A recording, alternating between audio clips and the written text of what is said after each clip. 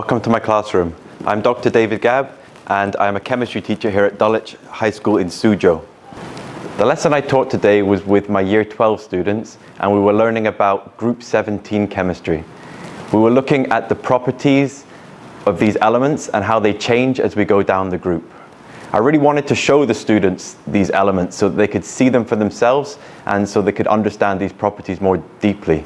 So in the class, I made some samples of chlorine and I showed the students some iodine as it sublimes into its beautiful purple vapor. We also did an experiment to look at how the chemical properties of the group 17 elements change as you go down the group. The students reacted each of the elements with salts of the halide compounds, and they observed to see which really was the most reactive element. I think it's very important for students to see chemical reactions so that they can relate it to everyday life, and so it makes it stick in their memory a bit more than if they've just read the words in a textbook. I have a very practical teaching style. I think that students need to see chemistry and do chemistry to really understand it. I also think that science is a lot about questions. All great science starts with someone seeing something and then asking a question about it and wanting to get to the bottom of why that thing happens. I try to model questioning with my students, and in class I ask a lot of questions to my students.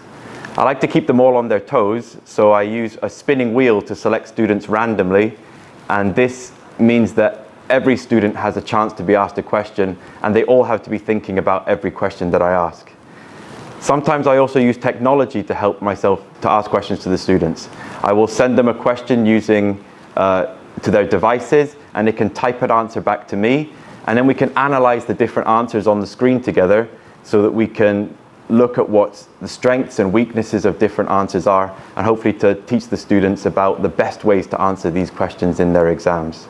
My educational philosophy when teaching science is to let the students know that science is more than just a list of facts that they need to learn.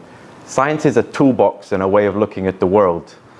When we look at the world, we have to always be asking questions, and we need to have this set of procedures that we go through to try and find the right answer to these questions.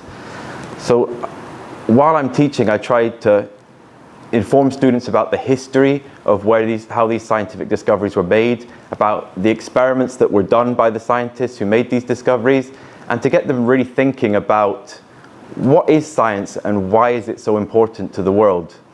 I think that if students can leave with this understanding, it's useful not just in a science lab, but it's useful throughout their life, and they can use this philosophy when analyzing all sorts of claims to truth that they see in the world.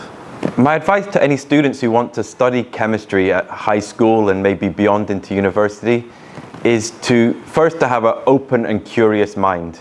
Ask questions about the world and really want to find out the answers. Also, in order to succeed at chemistry, I think students need to understand that it's not just about learning lots and lots of facts, learning lots of equations. If you try to memorize everything that we teach you in chemistry, you'll find it very, very difficult. What's more important is to look at the patterns that we see in the periodic table and to understand why these patterns occur.